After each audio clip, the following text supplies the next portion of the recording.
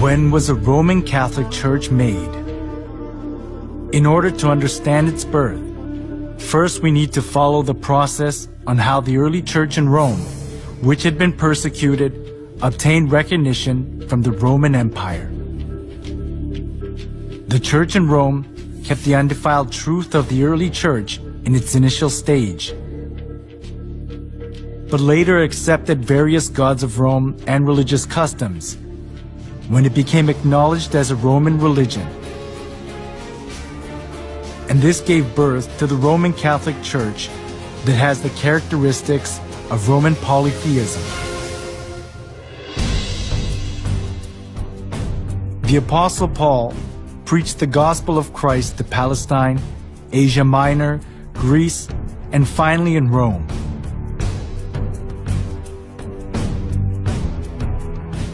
The church in Rome was not welcomed in its initial stage.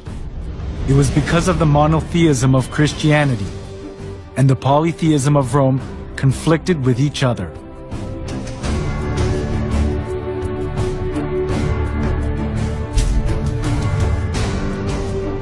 The Romans believed that everything, humans, places, and goods, was inhabited by divinity. As they accepted folk beliefs of the people they conquered, far more various gods and religions prospered in Rome.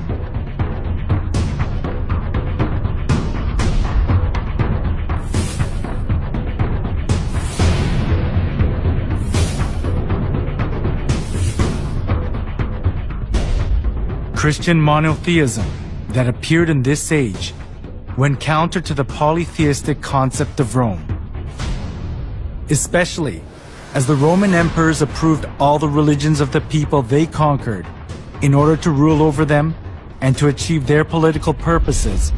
This came into conflict with Christianity, so the Roman emperors persecuted the Christians. The early church was oppressed by many emperors, but there was a turning point during the reign of Emperor Constantine in the 3rd century.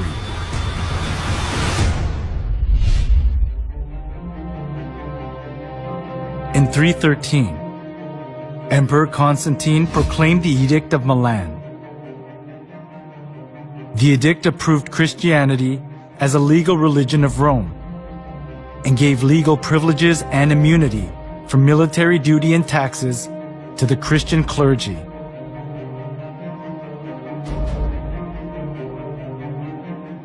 There was the political goal of Constantine underlying such kinds of preferential treatment.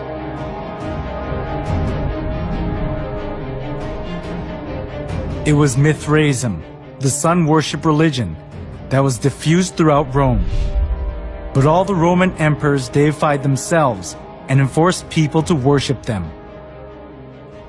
Some of the nobility were fascinated by the Egyptian mystery religion. So, Rome suffered from religious dissension within itself. At this, Constantine tried to make the best use of Christianity that had spread throughout the whole region of Rome, despite all sorts of persecution. This was because he thought that Christianity could solidify his empire. By approving Christianity as a national religion of Rome, Constantine tried to seek the unity of the Roman Empire under one religion.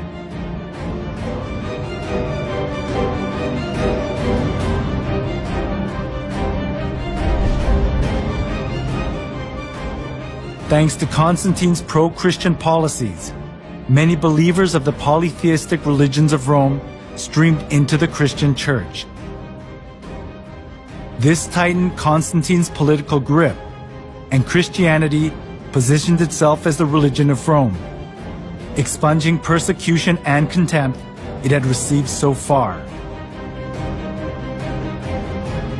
However, the indiscreet conversion they did without having any kind of understanding or faith, rather produced an adverse effect, the influx of pagan customs into the church.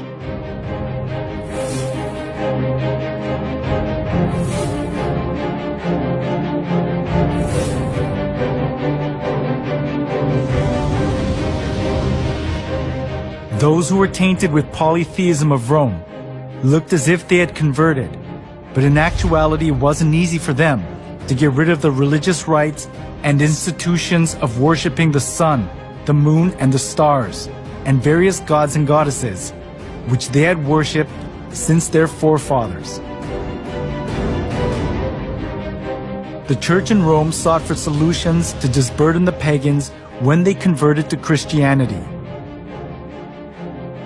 It was to bring in things similar to the gods that the pagans had believed into the church.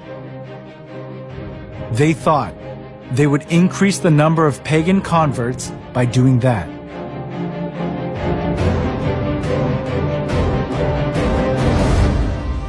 For the Christian bishops introduced, with but slight alterations into the Christian worship, those rites and institutions by which formerly the Greeks and Romans and others had manifested their piety and reverence towards their imaginary deities, supposing that the people would more readily embrace Christianity if they perceived the rites handed down to them from their fathers still existing unchanged among the Christians. The church in Rome that had been persecuted and despised wanted to put their roots down in Rome as an approved religion, even if they had to be mixed up with Roman polytheism.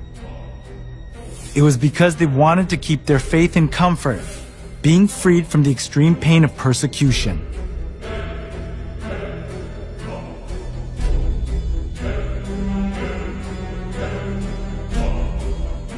To attract more pagans, the church in Rome tried to Christianize various kinds of pagan gods to suit the Bible.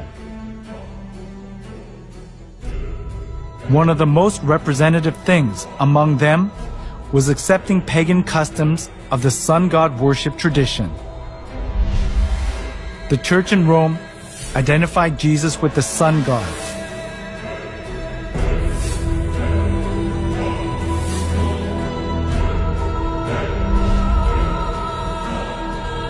Inside of the church was decorated with various kinds of sun images, and the idea to worship the sun was established as if it were the truth of the church.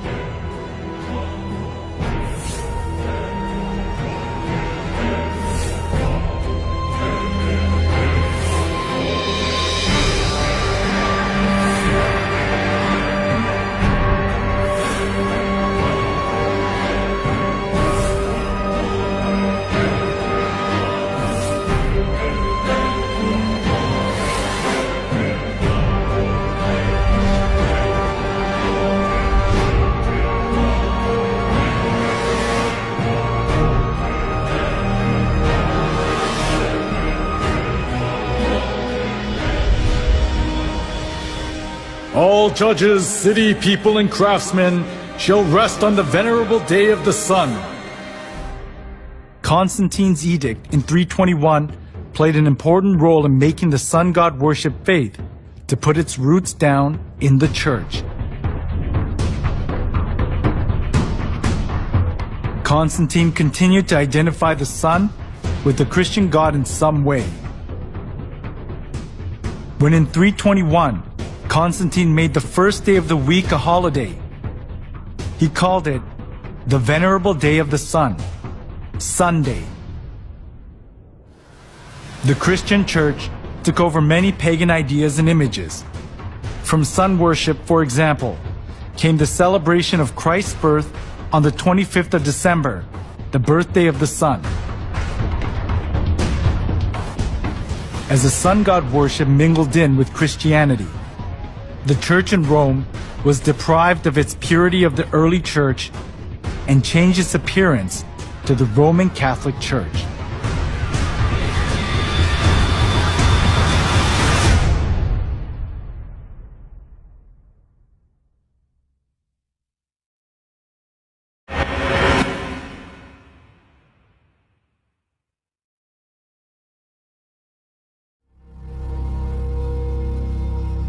Before the 3rd century, the church in Rome was one of many churches that were scattered all over the Roman Empire. The reason the church in Rome later became the head of all the churches of the world and dominated the Middle Ages was because it joined hands with Emperor Constantine. As a result of Constantine's pro-Christian policies, many people who believed pagan gods converted to Christianity. This consolidated Constantine's political position, and there was no need for the church in Rome to refuse the converts because it was a good opportunity to secure its religious position.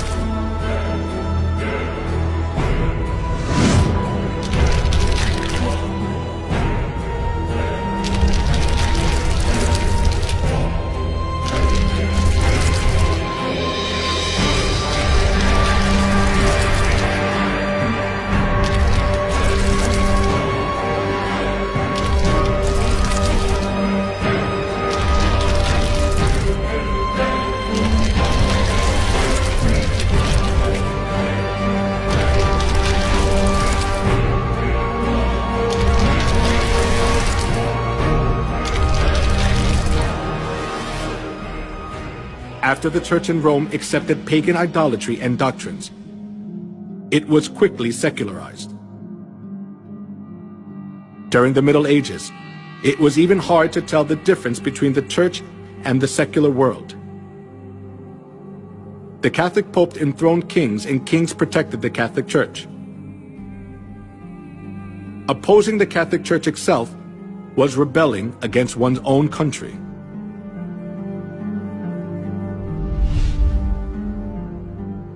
The Pope wielded an absolute power. We can see just how powerful he was through one incident, the humiliation at Canossa.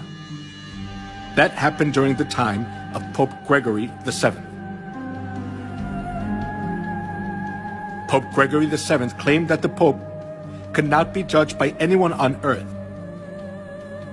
and he could dethrone emperors and kings, and excommunicated Henry IV, the Emperor of the Holy Roman Empire, in the course of the investiture controversy. As Henry IV was faced with the crisis of being dethroned, he went to the Pope who was in Canossa.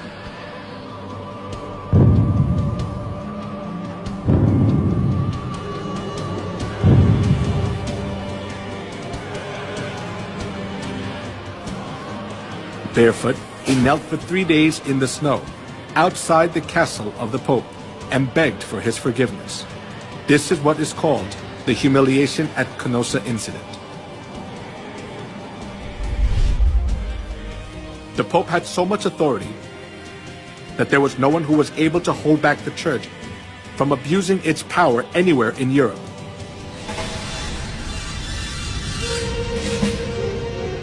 Not only that, the popes committed numerous crimes such as murder, blasphemy, simony, and adultery to hold on to their seat of power.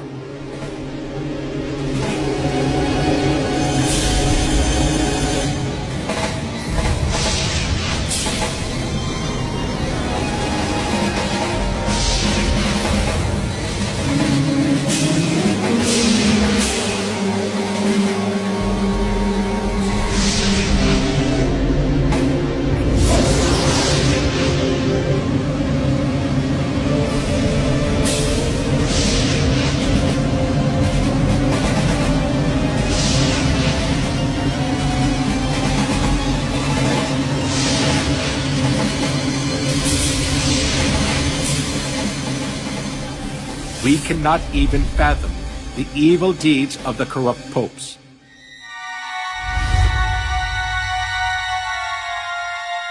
Among them, Pope Leo X enjoyed works of art and collected masterpieces.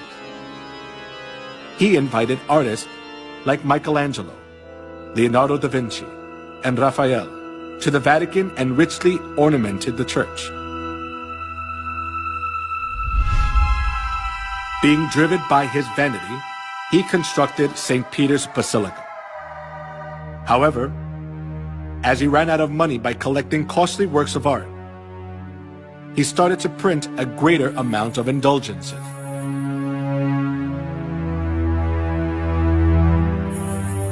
An indulgence is a certificate giving the forgiveness of sins. The Catholic priest propagated that people were guaranteed to enter the kingdom of heaven safer when they gave more money. Come, see for yourself. This is not just a simple indulgence. Even though you don't do confession, all your sins will be forgiven. Even the sins of your relatives in purgatory will vanish. Will you just leave your mother to suffer in the fire? Come here, everyone. Come. When you drop the coins in the box and it makes a clinking sound, then the souls will arise from the fiery purgatory.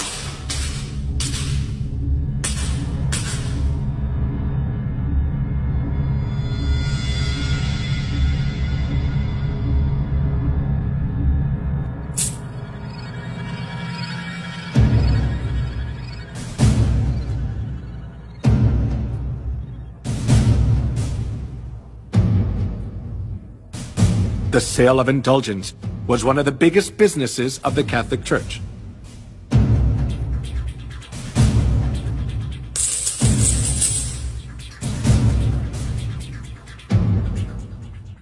Since indulgences was a good solution for those who were seized by the fear of hell, numerous people gathered to buy the kingdom of heaven.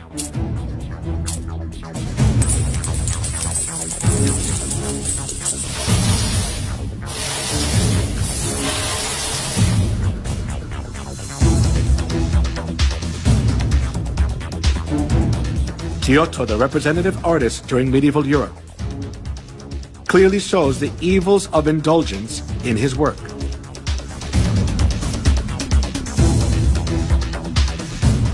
The Last Judgment.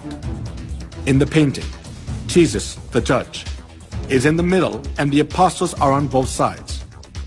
Heaven is shown on the right and hell is shown on the left. One thing that is worthy of notice here is the scene where souls are weighed. A man who is on his knees presents a model of the chapel to three women. The name of the man is Enrico Scorveni. He was a notorious loan shark of that time. Because loan sharking was a big sin, he could never dream of entering the kingdom of heaven. However, even though Enrico was a loan shark, he bought indulgences and paid for his sins, and proudly purchased the ticket for the kingdom of heaven.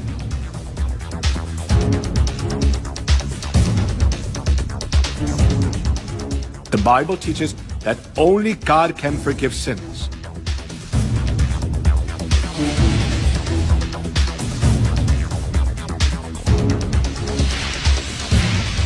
However, the Catholic Church insists that the Pope too has the authority to forgive sins.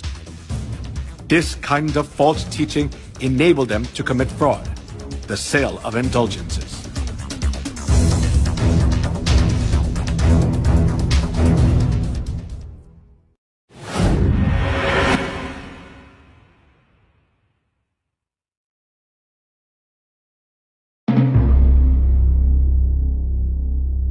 The Inquisition, run by the Catholic Church, is evidence that shows how corrupt and cruel the Catholic Church is. The Inquisition, which was established for religious trials, became a transnational institution of the Catholic Church.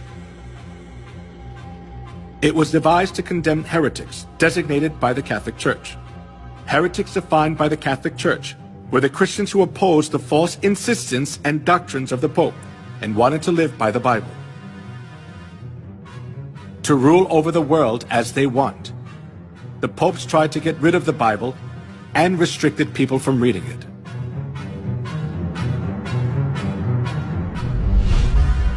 Pope Alexander III labeled those who read the Bible as heretics and commanded to confine Christians who were condemned as heretics to expropriate their property. Pope Innocent III instituted the Inquisition and launched crusades to combat heresy. Numerous Christians were killed and dispossessed of their properties.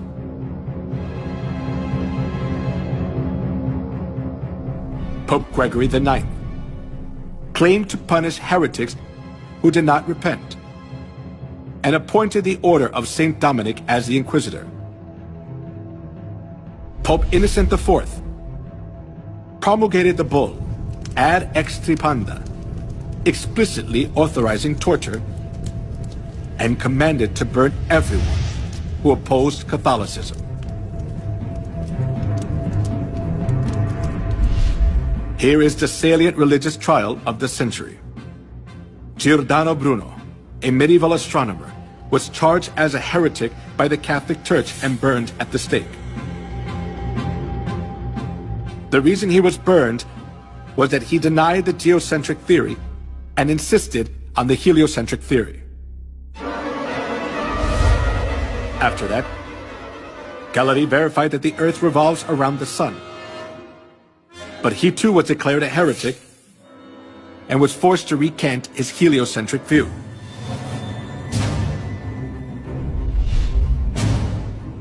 Joan of Arc, Maid of Orleans, who saved France from a crisis, was burned at the stake as a witch by the Inquisition.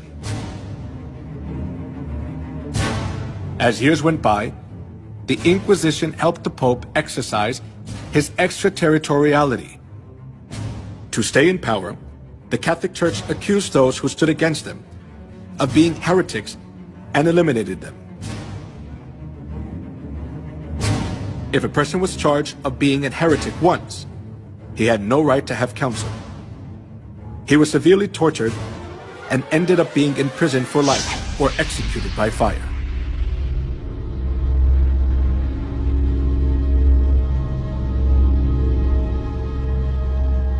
The Inquisition was the most infamous and devilish thing in human history. It was devised by the popes and used by them for 500 years to maintain their power.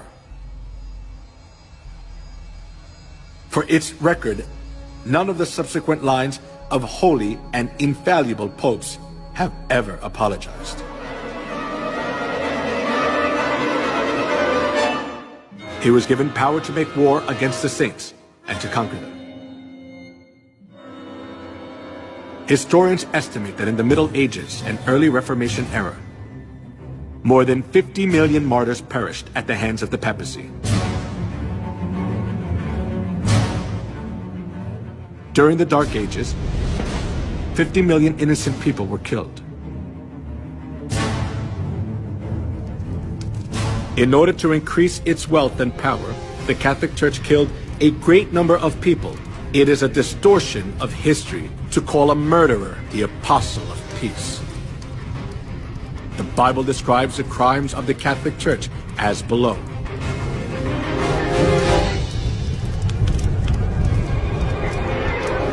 I saw that the woman was drunk with the blood of the saints, the blood of those who bore testimony to Jesus. When I saw her, I was greatly astonished. He will speak against the Most High and oppress his saints and try to change the set times and the laws. The saints will be handed over to him for a time, times, and half a time. The Roman Catholic Church was Babylon the Great that ruthlessly killed innocent people who followed Jesus. The crimes of the Roman Catholic Church which are prophesied in the Bible, are clearly seen in history.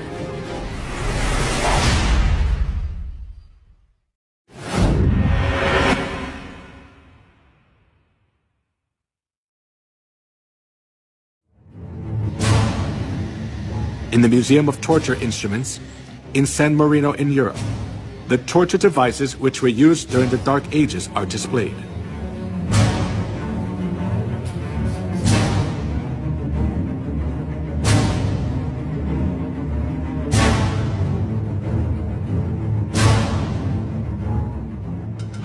Iron Maiden.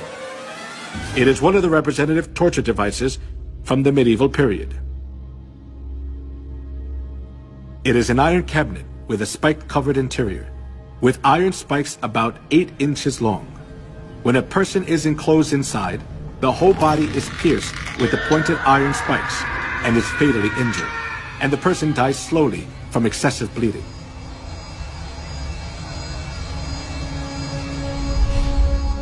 The torture device in the shape of a wheel was invented for execution. They tied a person around the wheel, then rolled it repeatedly over fire or spikes. They also bound the 4 limbs of a person on a wheel and crushed the bones using an iron bar or hammer. Then the person was thoroughly injured and died in pain, still bound to the wheel.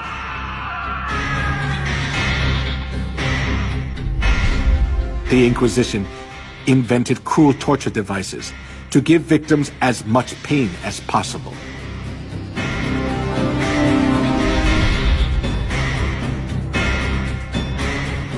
A torture device with sharp iron hooks to tear off a living person's skin.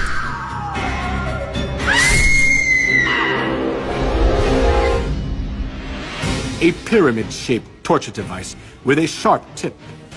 A person was put on top and suffered severe pain as a sharp point was inserted into the body little by little due to the body weight. Most of the time, tortures were carried out by Catholic monks or priests. They pulled out nails using pliers, burned parts of the body with fire, and crushed fingers and toes with torture devices. A pulley was used to lift a victim's body up, and then drop them to make all the joints go out of place. A person was burned alive while their hands and feet were tied. A chair with spikes was used to tie a person down, and it made blood come out from every part of their body. If a victim denied the Catholic Church's teachings, despite the hard torture, they poured boiling lead in the mouth or ears, or gouged out their eyes, or flogged them until parts of their skin flew off.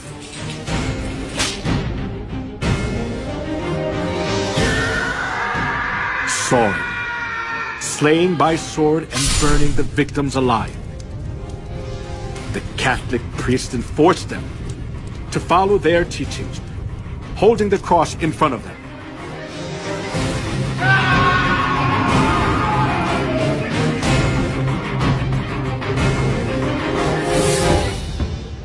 The persecution for anti-Catholics continued as a large-scale massacre.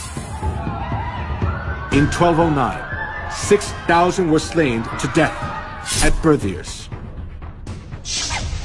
And 1211, 100,000 Christians were massacred at Lavaur. Though the massacre at Merindol, 500 women were locked in a room and burned to death. In the massacre of Orange in 1562, the Italian army sent by Pope Pius IV was commanded to slay men, women, and children. In 1572, approximately 100,000 people were massacred in Paris, France.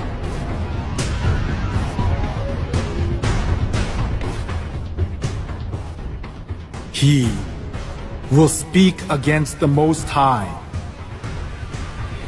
and oppress his saints.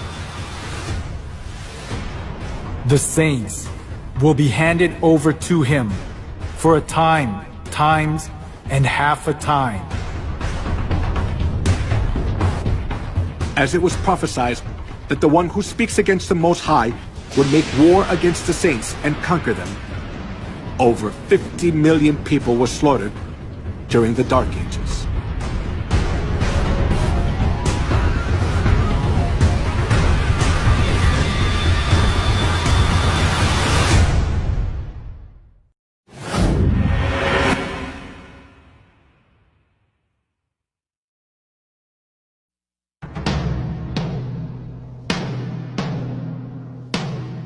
The cruel massacre of the Catholic Church during the Dark Ages continued to the Holocaust, which killed 6 million Jews, the most tragic event in human history.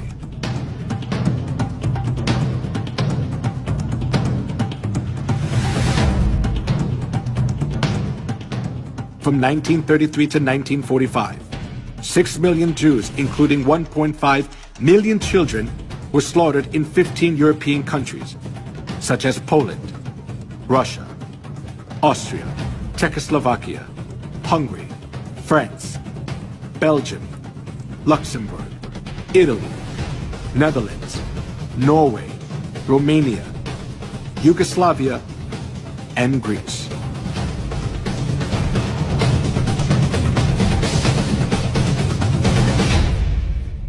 All property of the Jews was confiscated. Women were dragged naked in public. They suffered from starvation, infectious diseases, confinement, and public execution. The Jews who survived faced a miserable death in gas chambers in concentration camps built by the Nazis.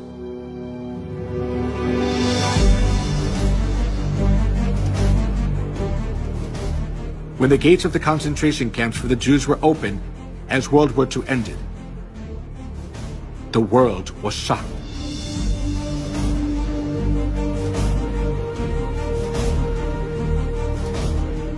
In the concentration camps, there were dead bodies of the Jews that were not buried yet, piled up like a mountain.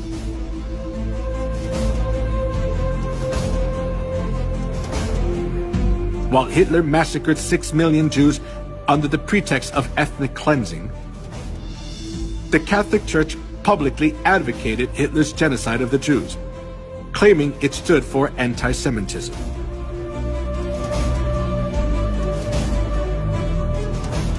When the Nazis' genocide of the Jews reached its peak, Weissmandl, a Jewish rabbi, sent a letter to the Vatican to ask for help. He begged the Pope to save the innocent Jews, especially young children. 1.5 million out of 6 million Jews who were slaughtered were children. His plea was a desperate outcry. However, the reply he received from the papacy was not just heartless, but blood-curdling. There is no such thing as the innocent blood of Jewish children. All Jewish blood is guilty, and the Jews must die, because that is their punishment for that sin. The Catholic Church was always hostile to the Jews for the reason that they had killed Christ. And they committed countless murders under the pretext that they were punishing the Jews on behalf of God. This kind of attitude of the Catholic Church greatly affected Hitler, who was Catholic. Dann wird das Ergebnis nicht die Bolschewisierung der Erde und damit der Sieg des Judentums sein, sondern die Vernichtung der jüdischen Rasse in Europa.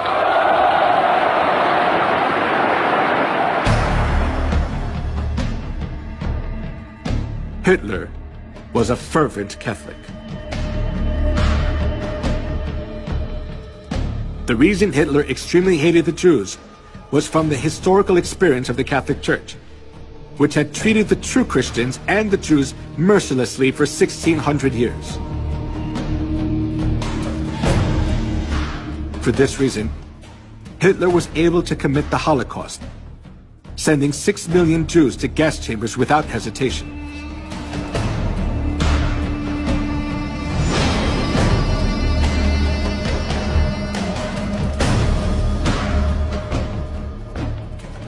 Before the massacre of the Jews began, the Catholic cardinals officiated in Mass for blessing the German Nazi guards. And the Catholic Church publicly advertised Hitler's genocide of the Jews.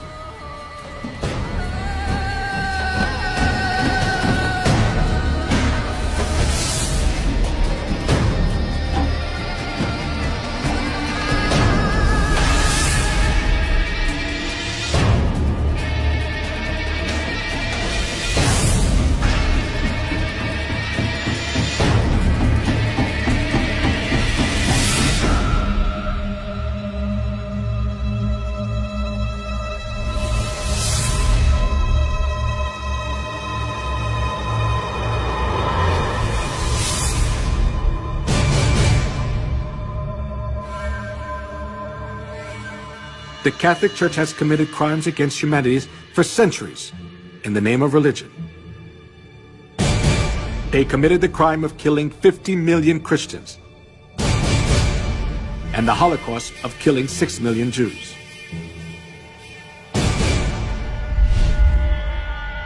The traces of the massacre of the Jews still remain at the Auschwitz concentration camp in Poland. The pictures of the Jews and their belongings are displayed in the concentration camp, showing how the Jews were mistreated, cursed, and insulted.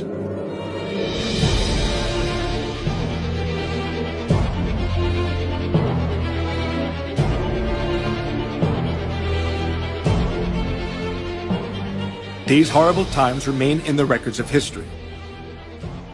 But all the errors of the Catholic Church are disappearing from people's memories, little by little.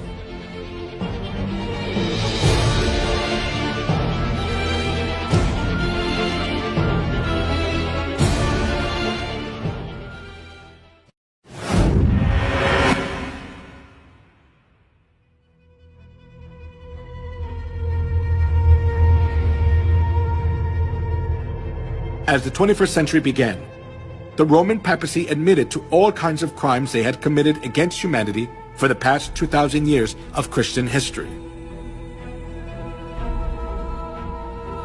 They admitted their faults, such as the Crusades, anti-Semitism, the Inquisition, and witch hunts.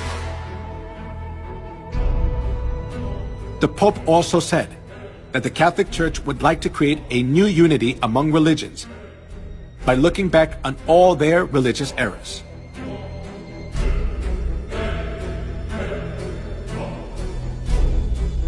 However, can all the errors of the Catholic Church be forgiven by just admitting to all the crimes they committed against humanity in the past?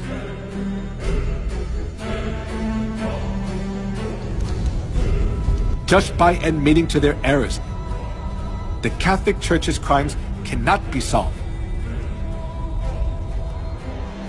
They can never come to true repentance unless they realize their fundamental errors.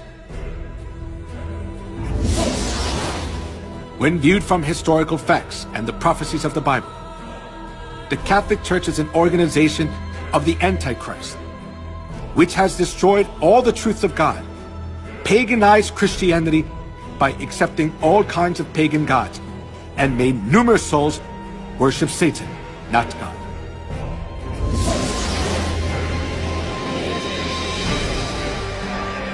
Not being content with their crime of killing cruelly whoever was against them for the past 2,000 years of Christian history, the Catholic Church is still committing a crime of driving countless souls to death. Therefore, admitting their crimes, which have already been revealed through history without having fundamental repentance, is only a crafty trick of the Catholic Church to pull the wool over people's eyes.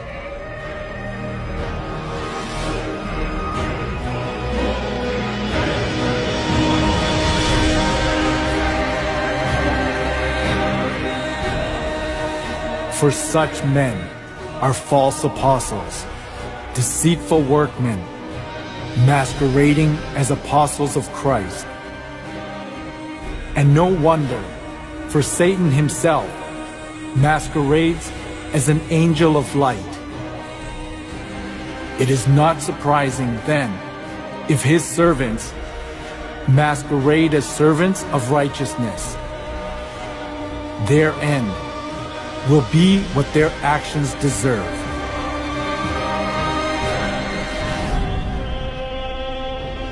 In human history, the organization which has killed the most people is the Catholic Church. Nevertheless, the Pope is called an apostle of peace. It is an act to distort history. The reason the Catholic Church is more dangerous than any other organization is that they are doing all these things in the name of Christ.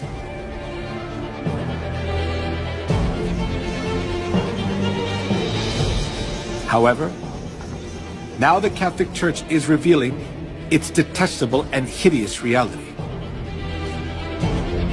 In terms of declining congregations, but more profoundly to do with the paedophile sex scandal that has rocked the church for more than 10 years. We've been looking into one particular case involving... Incredible.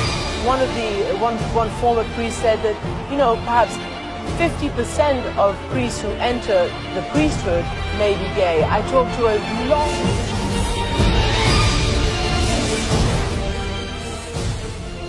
This is the living evidence which shows that Babylon the Great is falling apart, being judged by God's wrath as it has been prophesied in the Bible.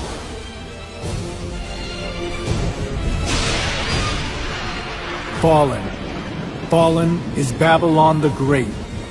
She has become a home for demons and a haunt for every evil spirit, a haunt for every unclean and detestable bird.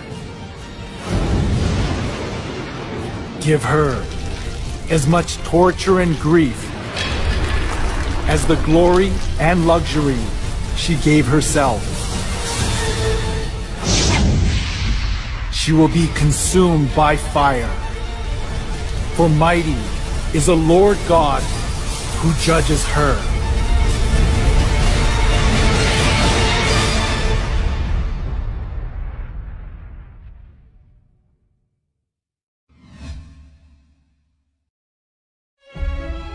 God revealed the identity of Babylon through the way she looks outwardly, outward characteristics of Babylon. The woman was dressed in purple and scarlet, and was glittering with gold, precious stones and pearls. She held a golden cup in her hand, filled with abominable things and the filth of her adulteries. This title was written on her forehead: Mystery Babylon the Great, the mother of prostitutes and of the abominations of the earth. In the Bible, women refers to the church, and among numerous churches in the world, the church that is dressed in purple is the Catholic Church. The color of the traditional priest robe of the Catholic Church is purple and scarlet.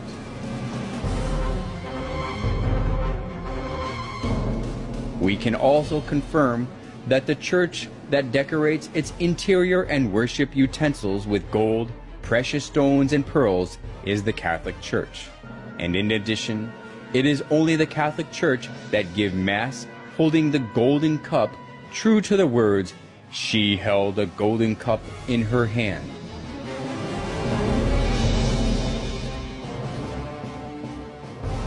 As we have seen, no church but the Catholic Church satisfies all the points that the Bible tells us.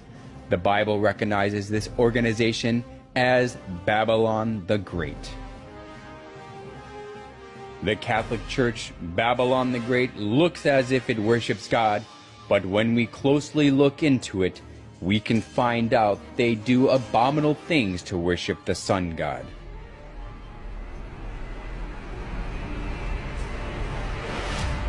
The Roman Catholic Church disguises itself as an angel of light, but it craftily introduced the customs of detestable idolatry and the sun worship of ancient Babylon. So the Bible recognizes it as Babylon the Great.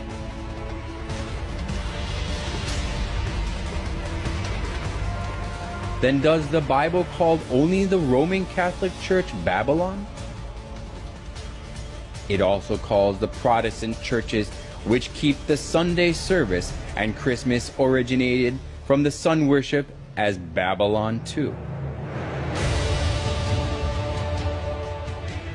This title was written on her forehead. Mystery Babylon the Great, the mother of prostitutes and of the abominations of the earth. In the Bible, women refers to church. So, a prostitute means a false church that practices lawlessness. The Bible tells us that Babylon the Great, which is expressed as the mother of prostitutes, is the Catholic Church and the Protestant churches. Small prostitutes that come from the Catholic Church are small Babylons. The Catholic Church, which leads the whole world astray as the mother of prostitutes, is proud of itself as the mother church that gives birth to all Protestant churches. The Catholic Church is the continuation of the Incarnation and the prolongation in time and space of the Redemption. It is the mother church of all Christendom. The Bible also recorded about the abominable behavior of the prostitute who leads the whole world astray. The kings of the earth committed adultery with her, and the merchants of the earth grew rich from her excessive luxuries. Babylon the Great and small Babylons, which changed God's set times and laws, oppressed God's saints. The Bible prophesies that God's rage will judge them in the end. After this, I saw another angel coming down from heaven. He had great authority, and the earth was illuminated by his splendor. With a mighty voice he shouted, "Fallen, fallen is Babylon the Great."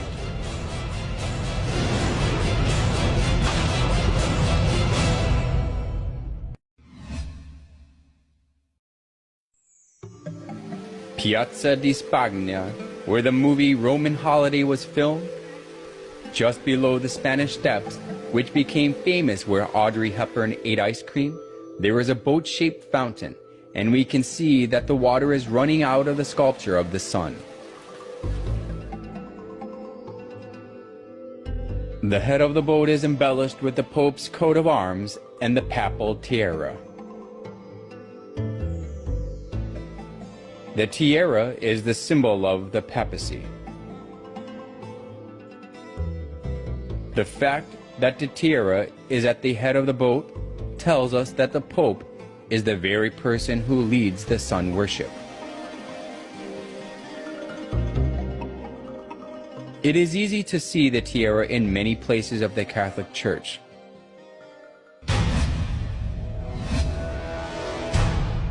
There is a secret hidden in the papal tiara. Through this we can also find the identity of the Roman Catholic. The triple tiara is the liturgical crown of the Pope, and it has the meaning that the Pope is God who reigns over three worlds, heaven, earth, and hell. This is also shown in the official title of the Pope. The official title of the Pope is the Vicarius Filii Dei in Latin, which means the Vicar of the Son of God. This title shows that the Pope is God himself. Some of the letters of the Latin have numerical values, so if we add up the numerical values of the letters of Vicarius Filii Dei, it is 666. 666. What does that number 666 mean? The Bible records about the identity of 666. If anyone has insight, let him calculate the number of the beast, for it is man's number. His number is 666.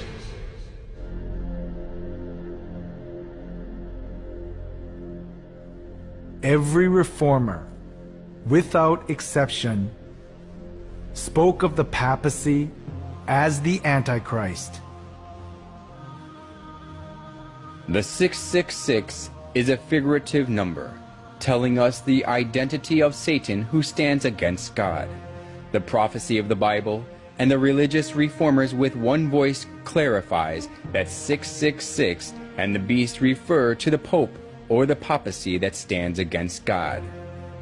Through the title of the Pope and the respectful treatment he receives, we can confirm again that the papacy stands against God. The Catholic Church calls the Pope God of the earth.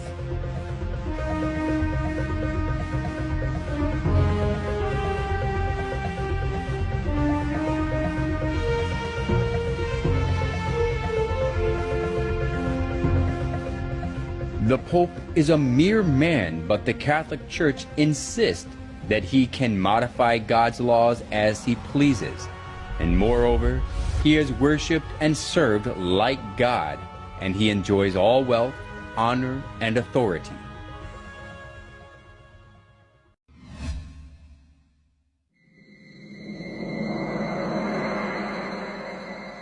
The obelisk standing in the center of St. Peter's Square is closely related to sun worship.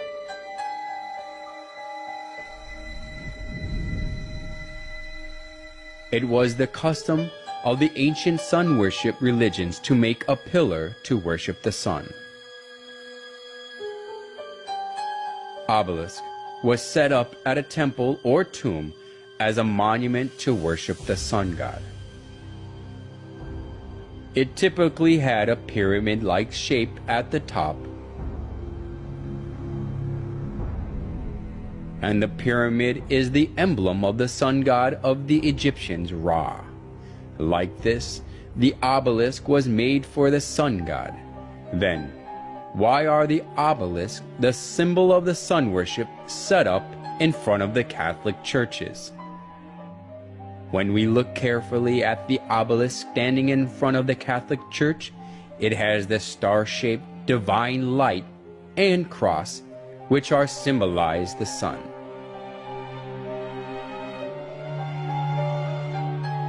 Just as the obelisk is the symbol of sun worship, the cross on top is also the symbol of sun worship, which originated from Babylon.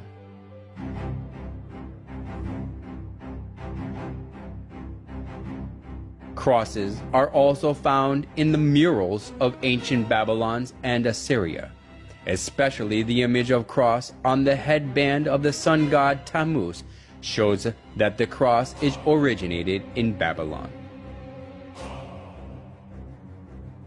The Egyptians used the Ankh cross.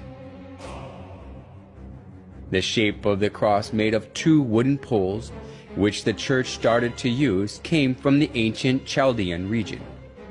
In the Chaldean Empire, the adjacent regions, including Egypt, the cross was used as a symbol of Tammuz. So, it is certain that the cross was made to worship the sun god.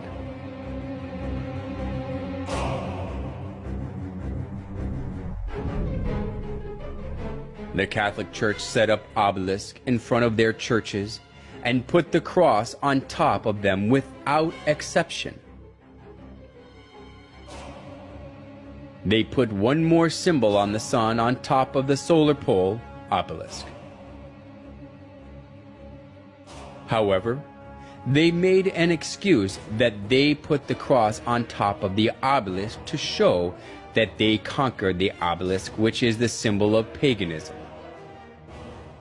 However, the obelisk standing in front of the church as a symbol is nothing but a vestige of idolatry, showing that they accepted the sun worship of pagans.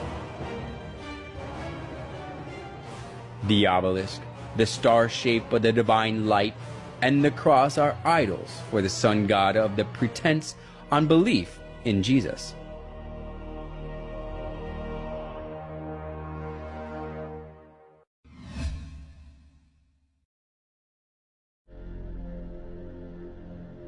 The Pantheon is the oldest monument still standing in Rome. The Pantheon was rebuilt in 125 AD by Emperor Hadrian and dedicated to every known god as well as the sun god, the supreme god of the Romans. Then Pope Boniface IV converted it into a Catholic church. The Pantheon, which once was the temple for the sun god but is now used as a Catholic church, is famous for its domed roof.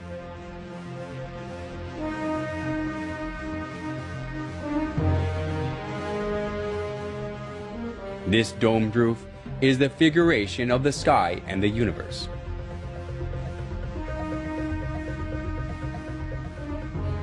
In the center of the dome, there is the oculus, a round opening with a diameter of 27 feet. The sunlight from the oculus is reminiscent of the round sun in the sky. The sunlight coming through the oculus lightens the inside of the church, and it creates an effect of the presence of the sun in the church.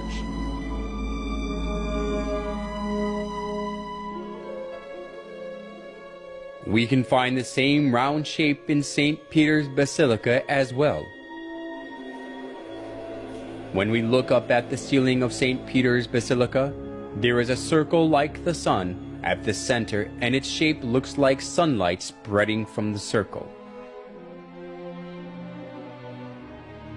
This kind of circular shape can be found not only in St. Peter's Basilica, but on the ceilings of most Catholic churches.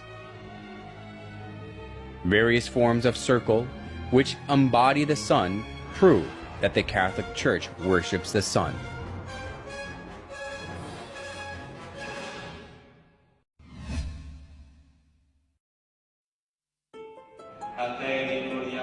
We can find another characteristic of the sun worship in the Catholic Church in their use of lamps and candles.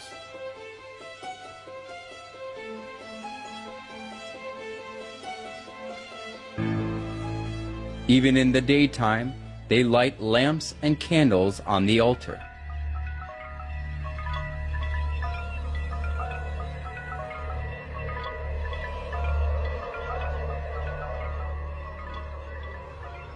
People buy the candles displayed before the statue of Mary, saints, and popes so that they can light the candle, put it on the altar, and pray. When starting the Mass or marching in procession after the Mass, the priest carrying the candle is always at the front.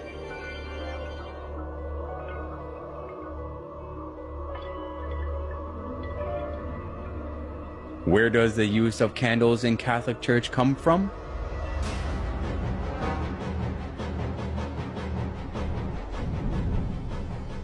Historian Alexander Hislop says that the use of candles in the Catholic Church comes from pagan rites. The use of these lamps and tapers comes from the same source as all the rest of the papal superstition. For so, according to the established rites of Zoroaster, was the sun god worshipped. In the pagan processions also at Rome, the wax candles largely figured, accompanied by crowds of all sorts that were initiated in the same religion, all with flame bow or wax candles in their hands. In the Molucca Islands, wax tapers are used in the worship of Nito, or devil, whom these islanders adore. Catholic scholars also admit that the use of candles in the Catholic Church came from paganism.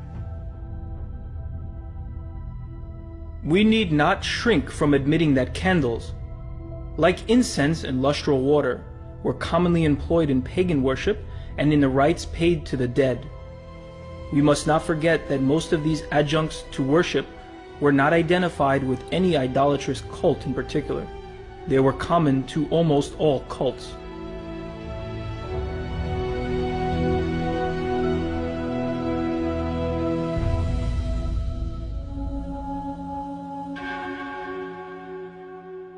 Candles commonly appear in numerous rites of pagans.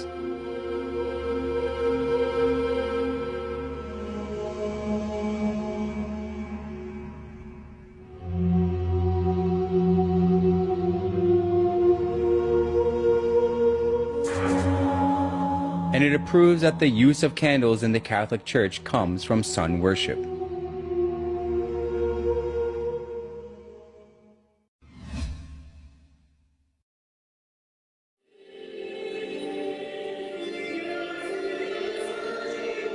The Catholic Church conducts a particular ceremony before the image of the sun.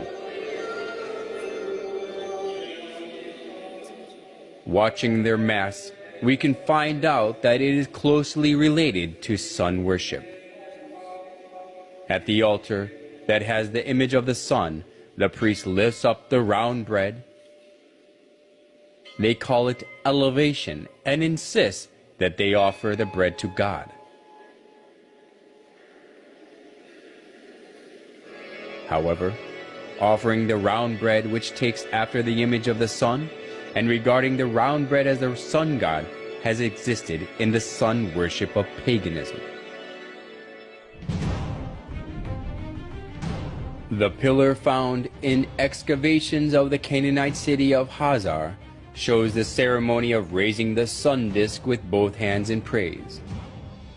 The Egyptians also worshipped the sun, lifting the sun up with both their hands. Is it coincidence that the custom of the sun worship of the pagans and the liturgy of the Catholic Church are the same?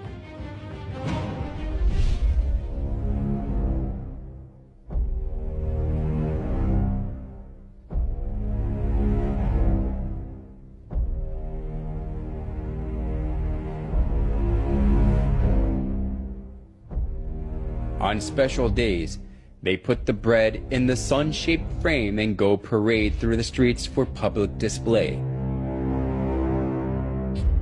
The believers all kneel down before the bread to show their respect and adoration. Curiously enough, the monstrance, which is the vessel used to display the consecrated Eucharistic bread, has a sunburst pattern. On the altar where the priest offers the bread, there is also the shape of the sun.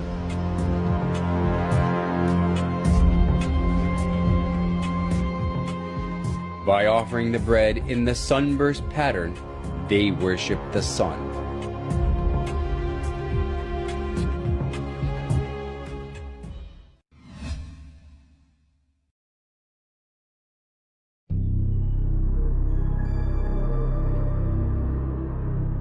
Around 2800 BC, there lived a hunter named Nimrod in Babylon, which was located between the Tigris and the Euphrates rivers.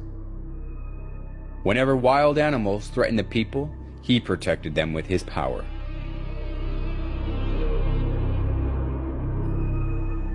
As people respected and supported him, Nimrod became arrogant and incited people to build the Tower of Babel. Come, let us build a tower that reaches to the heavens. Let us make a name for ourselves and not be scattered over the face of the whole earth. Such deeds of Nimrod that were against God has continued even after Nimrod had died. Semiramis, Nimrod's wife, insisted that Nimrod became the sun god. She cut Nimrod's dead body into pieces and sent them to each tribe of Babylon. People regarded the place where a part of Nimrod was buried as sacred.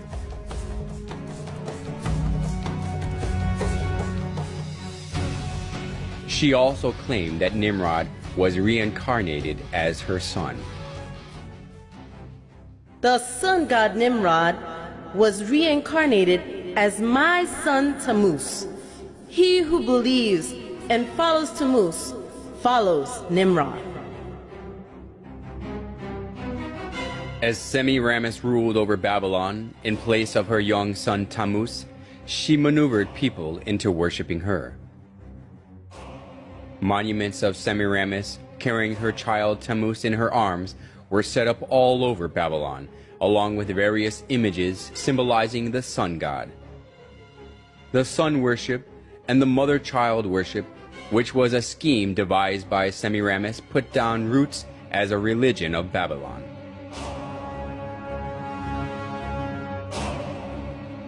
Idolatry stemmed from Babylon, spread to many countries after the Tower of Babel collapsed.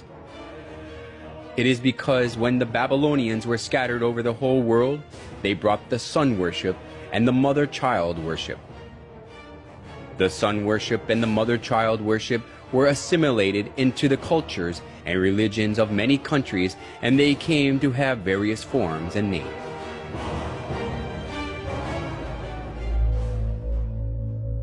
Nimrod, the sun god, was known as Mithra in Persia, Sol in Rome, Ra or Horus in Egypt, and Apollo in Greece.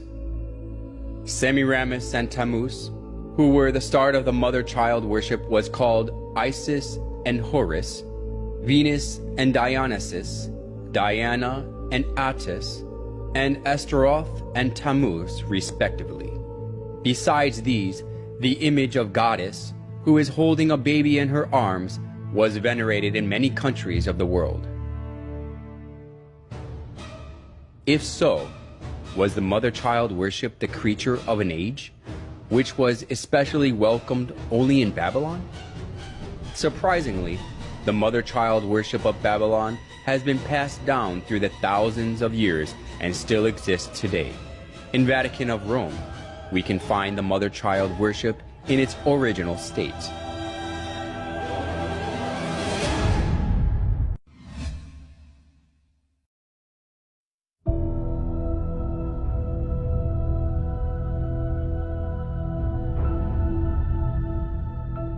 The statue of Virgin Mary with baby Jesus stands in the eye-catching place in the Catholic Church, whether it is a big cathedral or a chapel in a small town.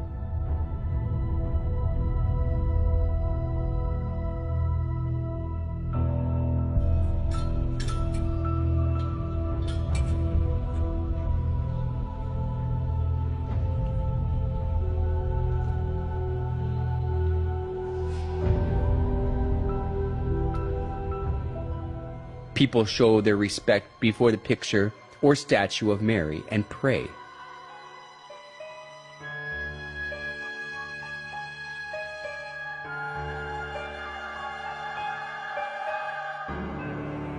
Even the Pope prays before Mary with his head lowered.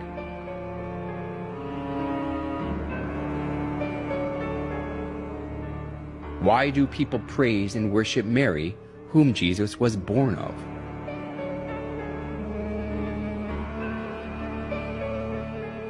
A famous Catholic bishop and writer, Alphonsus Liguori, explained in his writings that it is far effective to pray to Mary than to Christ.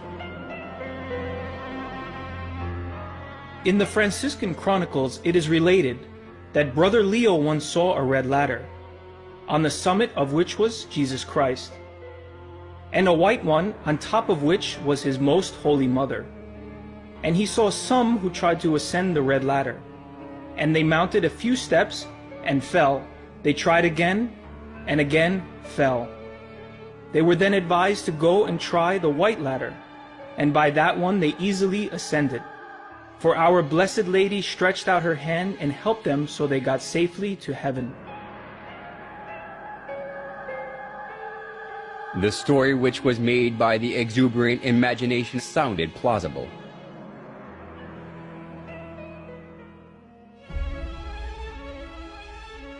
Although it was a man-made story, Pope Gregory XVI canonized Liguori as a saint, and Pope Pius IX declared him a doctor of the Catholic Church.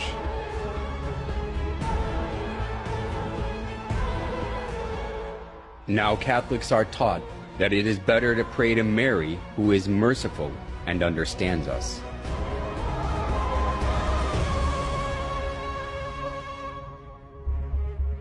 We must never go to our Lord Jesus except through Mary, using her intercession and good standing with Him. We must never be without her when praying to Jesus.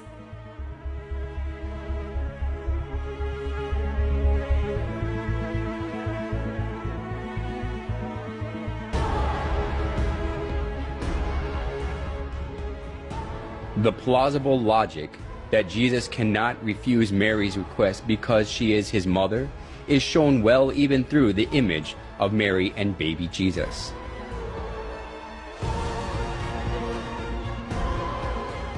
In most cases, Jesus is nested in Mary's arms as a baby.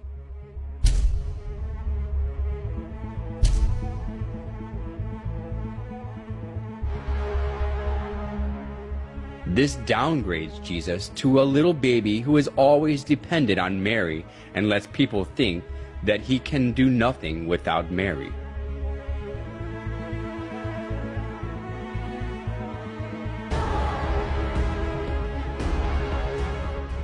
Today, the Catholics think more highly of Mary than Jesus.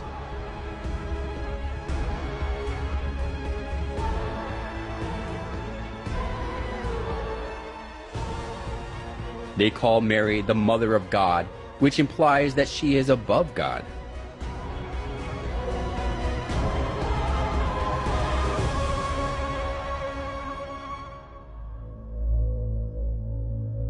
Mary as a female is merely a creation who was chosen to conceive Jesus.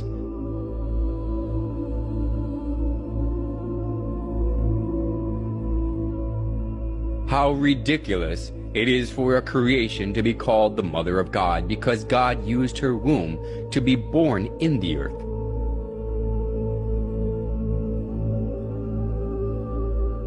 Nevertheless, the Catholic Church venerates Mary as the Mother of God. Mary worship of the Catholic Church reminds us of the mother-child worship of ancient Babylon. Just as Semiramis artfully spread the mother-child worship throughout Babylon when she ruled it over instead of her son Tammuz, the Catholic Church now makes people worship Mary, not God, by accepting the mother-child worship from Babylon.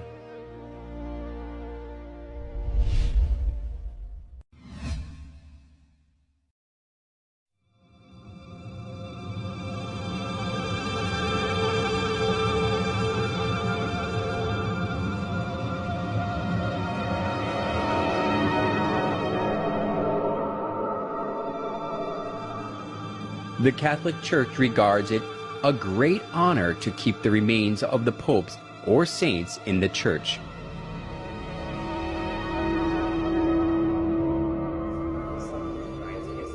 Since numerous worshippers pray before the remains of popes or saints, the church, that possesses many articles and remains of those who were canonized as saints, is highly valued.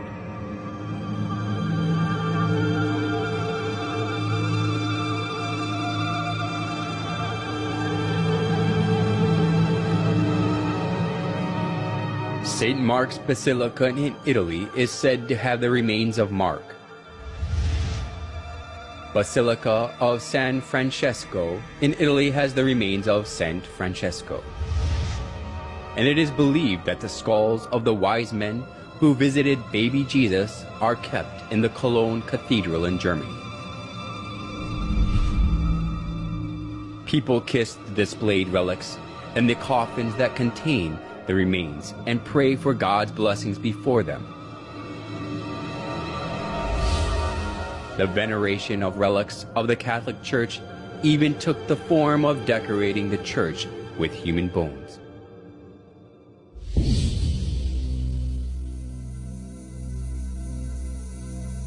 The Church of Santa Maria della Concesione contains the skulls and the skeletons of monks.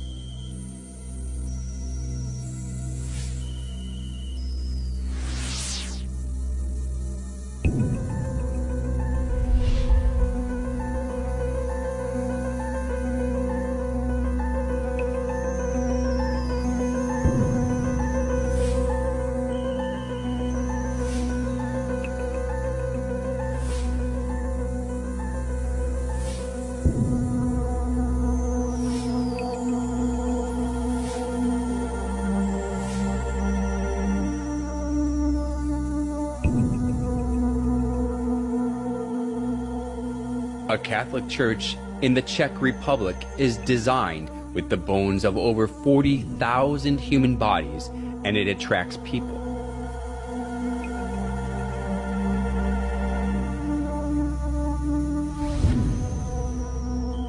The crypt of the Church of St. Francis in Lima, Peru, retains the remains of tens of thousands of people.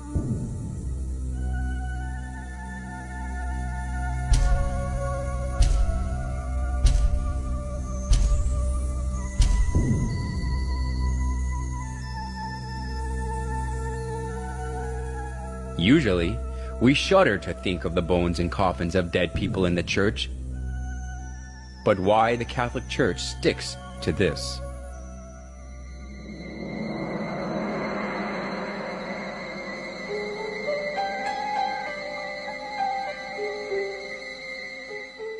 You will find that Catholics are encouraged to honor the saints by imitating their holy lives, by asking them to pray to God for us, and by showing respect for their remains, their images, and the like.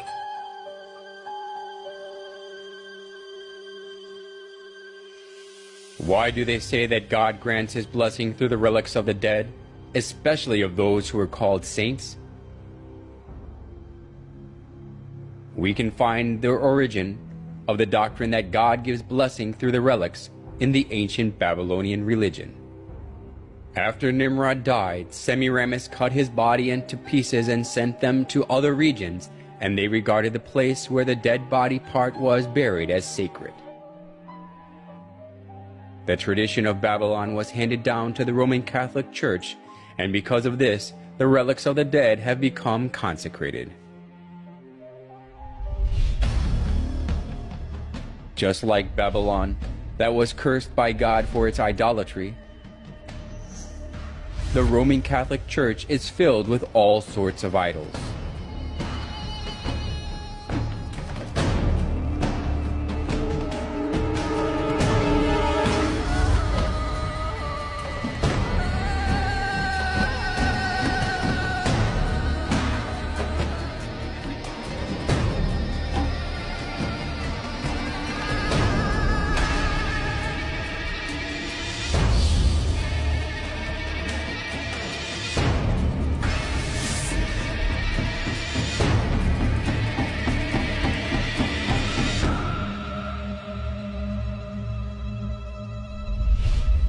In the name of God, the Catholic Church lures many souls into worshiping idols, not God.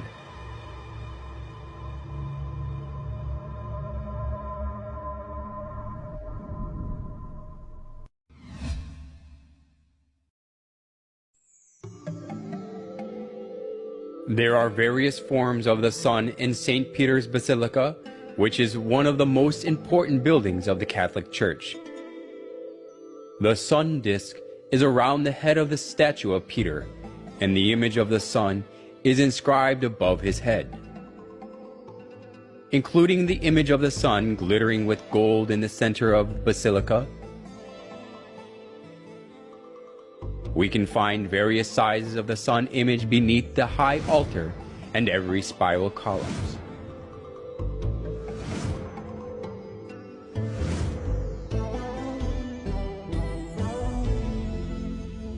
Even the cross on the altar and the utensils used for communion and the priest's costume have the sun images.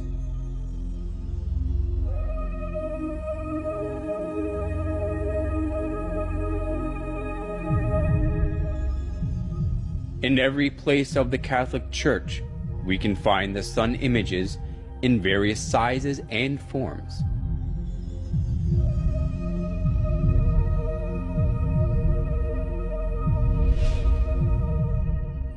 Among the various forms of the sun in the Catholic Church, some has a picture of a dove in it.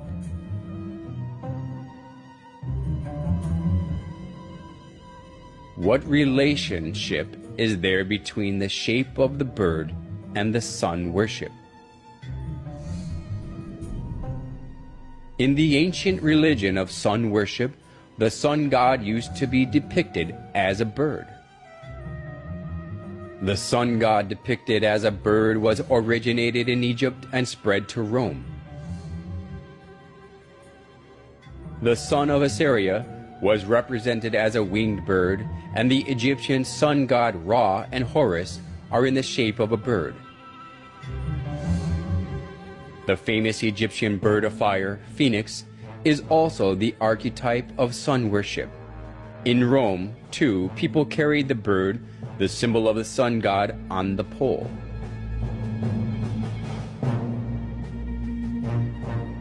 Then why does the high altar in St. Peter's Basilica have the image of the sun with the bird in it?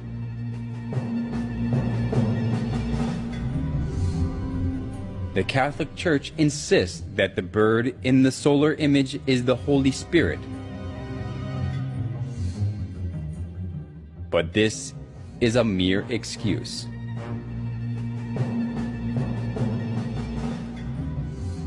When we trace back the customs of sun worship, the bird is the winged sun god that the sun worshippers served. Offering the bread and wine to the image of the bird is not offering them to the Holy Spirit, but to the sun god.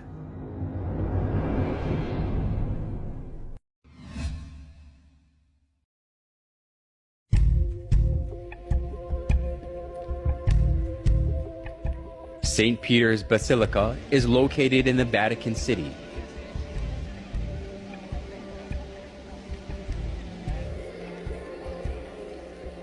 The bronze statue of St. Peter always attracts many tourists.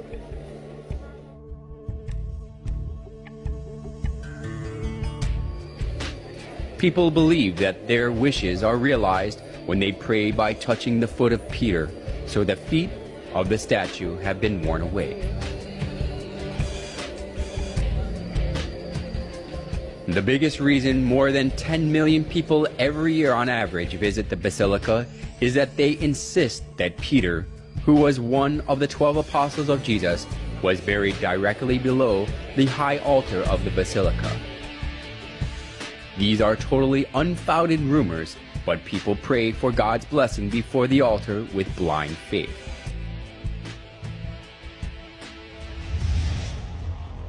They even teach people that they can have help, even the help they cannot have from God, when they praise and pray in the names of the dead saints. Our most mighty protector graciously assists us from heaven in our struggle with the powers of darkness. And just as you once saved the child Jesus from mortal danger, so now defend God's holy church from the snares of her enemies and from all adversity. Surprisingly enough, hygielatry also has its origins in Babylon.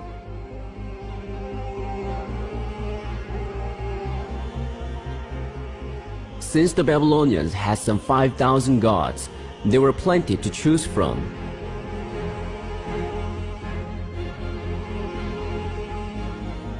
Every month and every day of the month was under the protection of a particular divinity.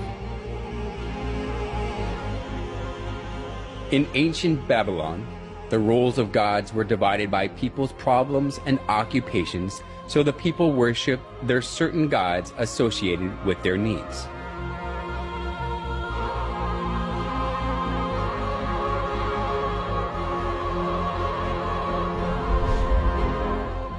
It has continued in the Catholic Church. The Catholics pray to the certain saints associated with their problems so that they can receive help.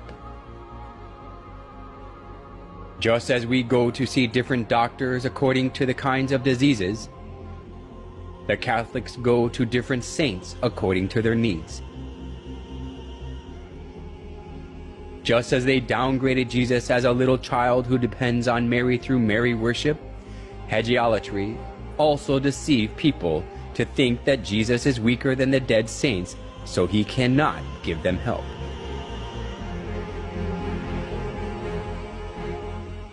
Nowhere in the Bible can we find the worship of saints. Instead, the Bible warns that worshiping anything other than God is idolatry.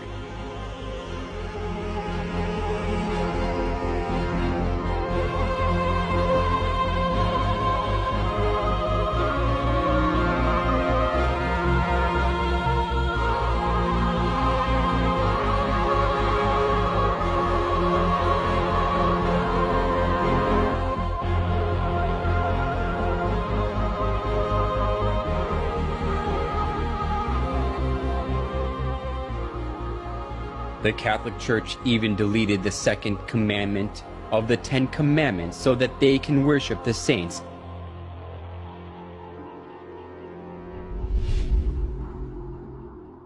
They outbrave the law of God. Do not make other gods or serve them, and stand against God.